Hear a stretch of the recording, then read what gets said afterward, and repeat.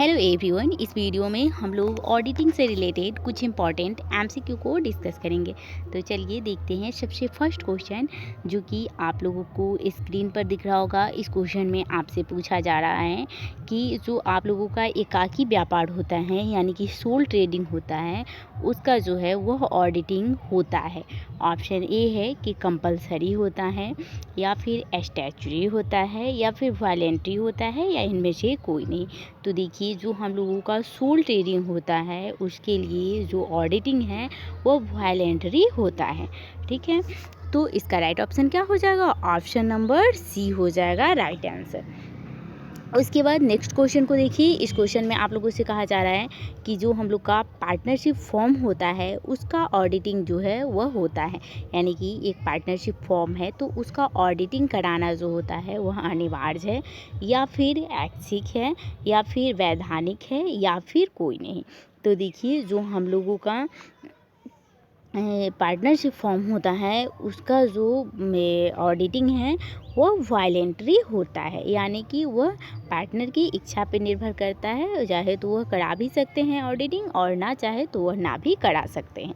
ऐसा कोई कंपलसरी नहीं है कि उनको ऑडिटिंग कराना ही है। ठीक है, तो इसका राइट ऑप्शन क्या हो जाएगा? ऑप्शन नंबर ए हो जाएगा। और इसका दूसरा आंसर नहीं होगा। ठीक है, और तीसरा नंबर जो ऑप्शन है यह भी नहीं होगा, स्टैच्यूटरी है यहाँ पे। ठीक है, यह भी नहीं होगा। तो इसका राइट ऑप्शन क्या हो जाएगा? ऑप्शन नंबर ए हो जाएगा। उसके बाद नेक्स्ट क्वेश्चन को देखिए। इस क्वेश्चन में कहा जा रहा है कि in sole trading the appointment of auditor is made. यानी कि जो हम लोगों का सोल ट्रेडिंग होता है उसमें जो एक ऑडिटर होता है उसकी नियुक्ति होती है। ऑप्शन ए है कि समझौते के आधार पर होता है, यानी कि एग्रीमेंट के बेसिस पे जो होता है वह सोल ट्रेडिंग में ऑडिटर की नियुक्ति होता है, या फिर स्टैच्यूटरी प्रोविज़न के आधार पर जो है वह ऑडिटर की नियुक्ति होता है, या इनमें से कोई नहीं। तो देखिए, जो एक सोल ट्रेडिंग होता है उसमें ऑडिटर की नियुक्ति जो होता है वह एग्रीमेंट के बेसिस पर होता है। ठीक है, और ये जो सोल ट्रेडिंग होता है उसमें स्टैच्यूटरी कोई भी प्रोविज़न नहीं होता है कि उसमें ऑडिटर की नियुक्ति हो, लेकिन समझौते के आधार पर जो है वह सोल ट्रेडिंग में जो है वह ऑडिटर की नियुक्ति होती है। तो इस तरह से इसका राइट ऑप्शन क्या हो जाएगा? ऑप्शन नंबर ए हो जाएगा। उसके बाद नेक्स्ट क्वेश्चन को देखिए। इस क्वेश्चन में कहा जा रहा है कि जो पार्टनरशिप फॉर्म होता है, ठीक है, पार्टनरशिप फॉर्म है तो उसमें जो एक ऑडिटर होता है उसकी नियुक्ति किस तरह से होता है। ऑप्शन ए है कि एग्रीमेंट के बेसिस पे, या फिर स्टैच्यूटरी रिजर्व प्रोविज़न के बेसिस पे, या इनमें से कोई नहीं। तो देखिए, एक पार्टनरशिप बिजनेस या फिर एक पार्टनरशिप फॉर्म में भी जो ऑडिटर की नियुक्ति होती है वह एग्रीमेंट के बेसिस पर ही होता है। ठीक है, सोल ट्रेडिंग और पार्टनरशिप दोनों में ऑडिटर की नियुक्ति जो है वह एग्रीमेंट के बेसिस पर होता है। तो आप लोग इसको याद रखिएगा। ठीक है, तो इस तरह से इसका राइट ऑप्शन क्या हो जाएगा? ऑप्शन नंबर ए हो जाएगा। उसके बाद नेक्स्ट क्वेश्चन को देखिए। इस क्वेश्चन में कहा जा रहा है कि कंपनी अंकेक्षक यानी कि एक जो कंपनी का ऑडिटर होता है उसका अपॉइंटमेंट जो है वह कैसे होता है। ऑप्शन ए है कि अंशधारियों के द्वारा होता है, यानी डायरेक्टर के द्वारा होता है एक कंपनी के अंकेक्षक की नियुक्ति, या फिर सेंट्रल गवर्नमेंट के द्वारा होता है, या फिर डायरेक्टर के द्वारा होता है, या इनमें से कोई नहीं। तो देखिए, जो यहाँ पे देखिए जो अंशधारियों द्वारा है यहाँ पे 22 शेयर होल्डर होगा। ठीक है, 22 शेयर होल्डर। ठीक है, 22 शेयर होल्डर।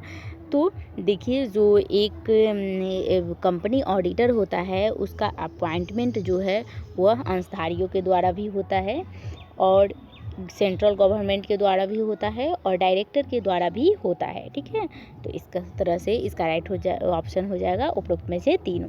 यानी कि एक कंपनी ऑडिटर का जो अपॉइंटमेंट होता है वो अंशधारियों के द्वारा, सेंट्रल गवर्नमेंट के द्वारा, और संचालकों के द्वारा यानी डायरेक्टर के द्वारा, तीनों के द्वारा होता है। उसके बाद नेक्स्ट क्वेश्चन को देखिए। इस क्वेश्चन में कहा जा रहा है कंपनी का विशेष अंकेक्षक कौन कराता है। यानी कि जो कंपनी का स्पेशल ऑडिट होता है वो कौन कराता है। ऑप्शन ए है कि कंपनी का जो संचालक होता है यानी जो डायरेक्टर होता है वह कराता है, या फिर शेयर होल्डर कराता है, या फिर या फिर केंद्रीय सरकार यानी सेंट्रल गवर्नमेंट कराता है। तो देखिए कोई भी कंपनी का जब स्पेशल ऑडिट कराया जाता है तो यह ऑडिट जो है वह सेंट्रल गवर्नमेंट के द्वारा कराया जाता है। ठीक है, तो इसका राइट ऑप्शन क्या हो जाएगा? ऑप्शन नंबर सी हो जाएगा कि किसी भी कंपनी का जब स्पेशल ऑडिट कराया जाता है तो उसका जो ऑडिट कराने का काम करता है वह सेंट्रल गवर्नमेंट के द्वारा किया जाता है। उसके बाद नेक्स्ट क्वेश्चन को देखिए। इस क्वेश्चन में कहा जा रहा है कि लापरवाही के लिए दायित्व है। अब देखिए यहाँ लापरवाही के लिए दायित्व का मतलब है ऑडिटर से। ठीक है, कि यानी कि एक ऑडिटर जो है वह यदि अपने काम में लापरवाही करता है तो यह किस तरह के लायबिलिटीज़ के अंतर्गत आएगा? क्या यह क्रिमिनल लायबिलिटीज़ के अंतर्गत आएगा, या फिर यह सिविल लायबिलिटीज़ के अंतर आएगा, या फिर अदर लायबिलिटीज़ के अंतर्गत आएगा? तो देखिए कोई भी ऑडिटर जब ऑडिटिंग करते समय लापरवाही करता है अपने काम में तो इस तरह के जो दायित्व हैं वह सिविल लायबिलिटीज़ के अंतर्गत आते हैं। ठीक है, तो इस तरह से इसका राइट ऑप्शन हो जाएगा ऑप्शन नंबर बी।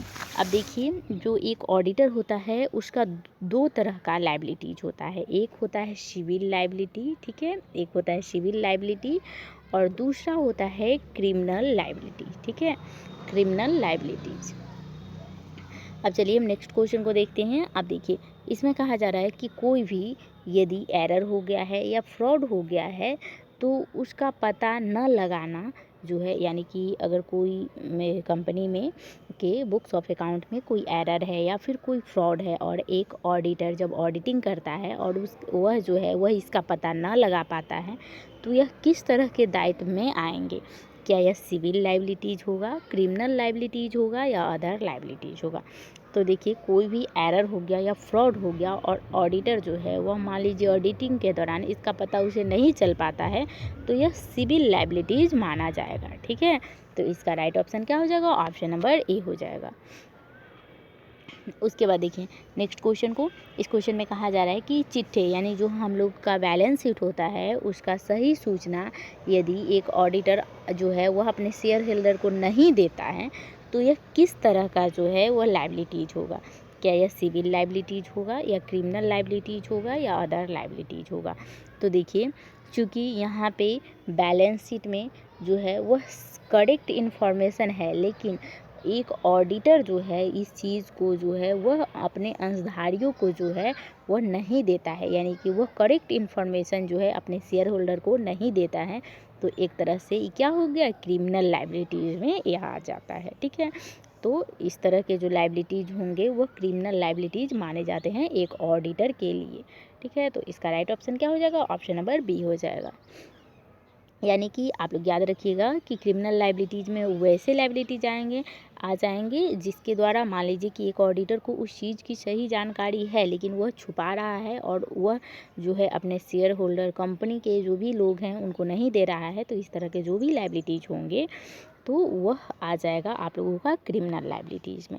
और जो सिविल लायबिलिटीज़ में तो मान लीजिए कि कोई नेग्लिजेंस हो गया या फिर मान लीजिए कि किसी भी फ्रॉड एरर का उससे पता ना चल पाया तो इस तरह के जो लायबिलिटीज़ होते हैं वो सिविल लायबिलिटीज़ में आते हैं। अब चलिए हम नेक्स्ट क्वेश्चन को देखते हैं। इस क्वेश्चन में आप लोगों से कहा जा रहा है कि जो एक ऑडिटर होता है यानी कि जो अंकेक्षक है उसके द्वारा यदि किसी भी प्रकार के भाउचर को यदि नष्ट कर दिया गया है यानी डिस्ट्रक्शन कर दिया गया है तो यह किस तरह के लायबिलिटीज़ में आएगा? ऑप्शन ए है कि यह सिविल लायबिलिटीज़ है या ऑप्शन बी है कि क्रिमिनल लायबिलिटीज़ है या अदर लायबिलिटीज़ है। तो मान लीजिए कि कोई भी ऑडिटर है और वह जानबूझकर कोई वाउचर को क्या करता है कि डिस्ट्रक्शन कर देता है तो यह एक प्रकार का क्रिमिनल लायबिलिटीज़ है। ठीक है, तो इसका राइट ऑप्शन क्या हो जाएगा? ऑप्शन नंबर बी हो जाएगा। उसके बाद नेक्स्ट क्वेश्चन को देखिए। इस क्वेश्चन में कहा जा रहा है कि जानबूझकर कपटपूर्ण प्रतिवेदन देना, यानी कि कोई व्यक्ति कोई भी ऑडिटर जानबूझकर जो है वह डाउटफुल जो है वह रिपोर्ट देता है जानबूझकर, तो वह किस तरह के लायबिलिटीज़ में आ जाएंगे? क्या वह क्रिमिनल लायबिलिटीज़ है, सिविल लायबिलिटीज़ है या अदर लायबिलिटीज़ है? तो देखिए जब एक ऑडिटर के द्वारा जो है वह जानबूझकर यदि कोई रिपोर्ट यानी डाउटफुल रिपोर्ट दिया जाता है कंपनी के शेयर होल्डर डायरेक्टर को तो यह जो लायबिलिटीज़ है वह क्रिमिनल लायबिलिटीज़ में आ जाएंगे। ठीक है, तो इसका राइट ऑप्शन क्या हो जाएगा? ऑप्शन नंबर ए हो जाएगा। उसके बाद नेक्स्ट क्वेश्चन को देखिए। इस क्वेश्चन में कहा जा रहा है कि बिना पारिश्रमिक के यानी कि बिना रेम्यूनरेशन के जो है वह एक ऑडिटर का दायित्व होता है। ऑप्शन ए है कि लिमिटेड होता है, ऑप्शन बी है अनलिमिटेड होता है, या फिर ऑप्शन सी है कि as the liabilities of the general auditor. तो देखिए बिना पारिश्रमिक के एक अंकेक्षक यानी एक ऑडिटर का जो है वह दायित्व होता है समान अंकेक्षक के दायित्व की तरह, यानी कि जनरल ऑडिटर के दायित्व की तरह ही जो है एक ऑडिटर का दायित्व होता है। ठीक है, तो इसका राइट ऑप्शन क्या हो जाएगा? ऑप्शन नंबर सी हो जाएगा।